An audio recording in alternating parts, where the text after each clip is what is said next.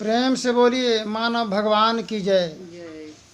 बंदों गुरुपद कुंज, कृपा सिंधु नर रूप हरि, महामोह तम पुंज, जासु बचन रवि कर निकर। सभी धर्म प्रेमी सज्जन वृंद सभी के चरण कमलों में श्रद्धा भक्ति सिद्ध प्रणाम अर्पित। मेरा मुझ में कुछ नहीं, जो कुछ है सब तोर, तेरा तुझको सोपत क्या लागत है मोर। जब यह सांसारिक लीला को छोड़कर जब मानव अंत गति को जब प्राप्त करते हैं, तब जीवात्मा हंसा चलल निज ससुररिया है, नैहरवा डोलम डोल। हंसा चलल ससुररिया है, नैहरवा डोलम डोल।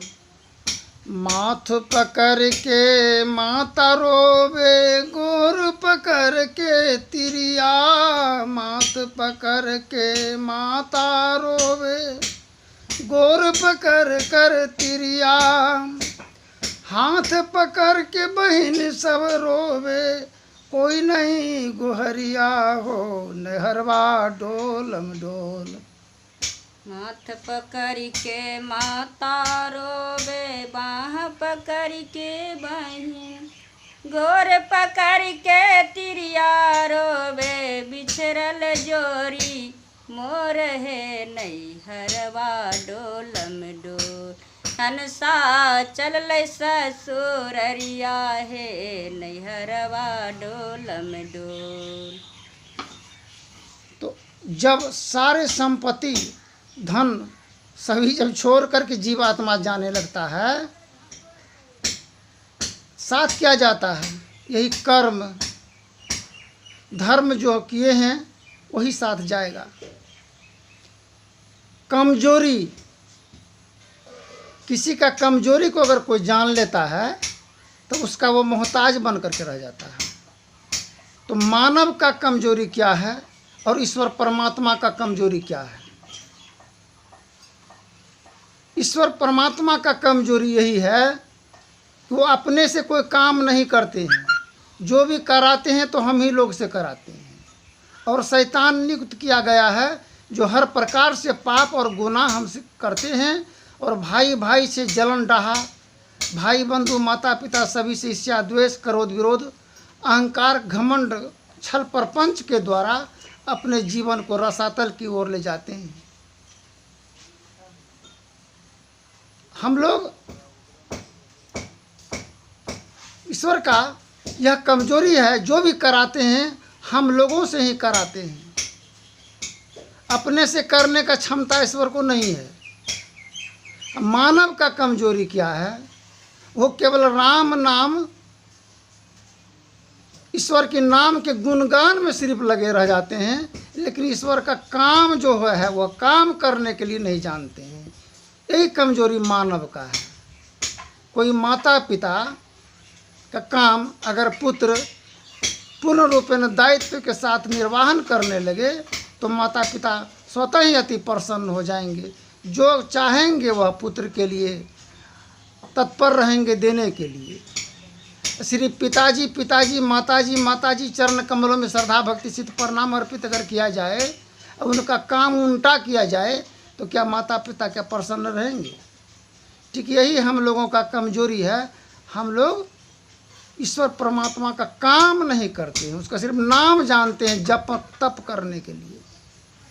अष्टजाम नहीं देखे, अष्टजाम सुनते हैं। अष्टजाम में हर एक मंडली जो भी आया सभी वही एक ही धुन का जप करते हैं, जप तप। मिलता क्या है?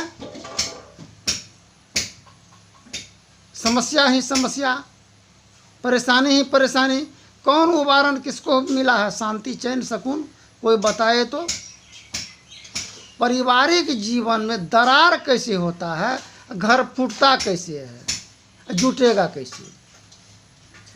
जब पुत्र वधू आती है घर, वो कुछ नहीं जानती है। वो नैहर से जितना है वो माँ के घर से जो झमेला लेकर के आई वो उतना तो है उसके पास।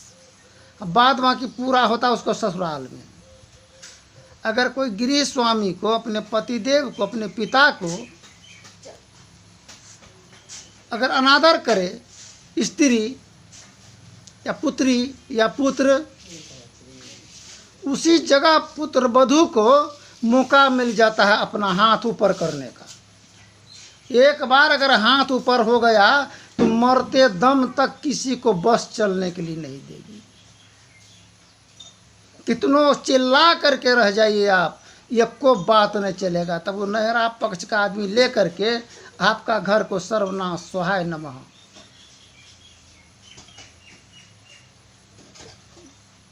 अब वही बेटी, वही जनानी, वही बेटा गुलाम बन करके उनका बात हुकूमत करते रह जाइए।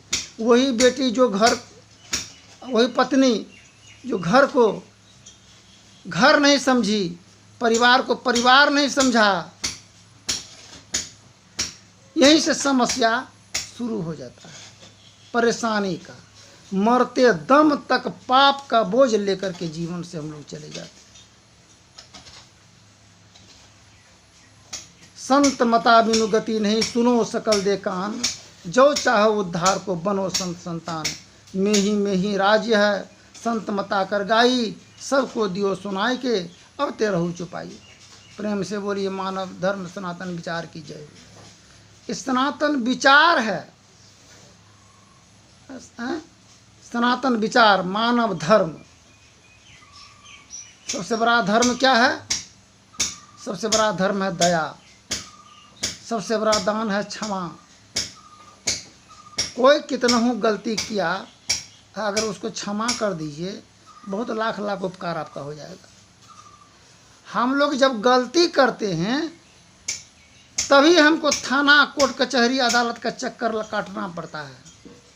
अब पंच गांव समाज के नज़दीक में मोहताज होना पड़ता है। जब हम गलती करेंगे ही नहीं तो क्या किसी के चौकट पर माथा रगड़ने की ज़रूरत रहेगा? इंसान सुरखुर होते हैं ठोकरे खाने के बाद, हिना रंग लाती है पत्थरों में घिस जाने के बाद। ठोकर खाते खाते खाते 60 बरस 65 बरस बीत जाता है, फिर भी अकल नहीं खुलता है। हर मस्जिद, मंदिर, गुरुद्वारा टपला टपली बजाते रह जाते हैं, किंतु शांति चैन नहीं मिलता है। एक सर्प था, अब बाबा गुरु महाराज उसी रास्ते से जाते थे, फुफकार मार करके जो है खड़ा हो जाता था सर्प। बाबा बोला, रे सर्प, ये फुफकार के कारण तुम्हारा सर कुछ ले चले जाएगा। बोला, बाबा हमसे तो आज तक कोई ने मुंह लगाया, जो देखता था तो भागता था, दौड़ता था, सरपट्टा उड़ान देता था, लेकिन आप बाबा मुंह लगाए हैं, आप जरूर महान आदमी हैं। मेरा बिख कैसे शांति होगा? जलजलिया बिख। बोला, देखो सर्प, हम एक गुरु मंत्र देते हैं, इससे तुम्हारा बिख शांत हो जाएगा। बोला, ठीक है बाबा, गुरु मंत्र दीजिए। गुरु मंत्र बाबा दे दिया। बोला, शांति से रहो, किसी को देख के फुफकार मत मारो। ठीक है। अब तो सर्प साधु भाव जीवन जीने लगा, फुफकार नहीं मारता था। जो ही आया फट्ठा, डंटा, ढेला, लहू लुहान हो गया सर्प। फिर बाबा उसी होकर के जा रहे थे। बोला, सर्प क्या हाल समाचार है? बोला, आपके कहने पर गुरु दीक्षा दिए आप, साफ हम मोम बन गए, साधु बन गए, सब कोई डंठा फट्ठा झाड़ रहा है। ये दशा दुर्दशा हमारा है।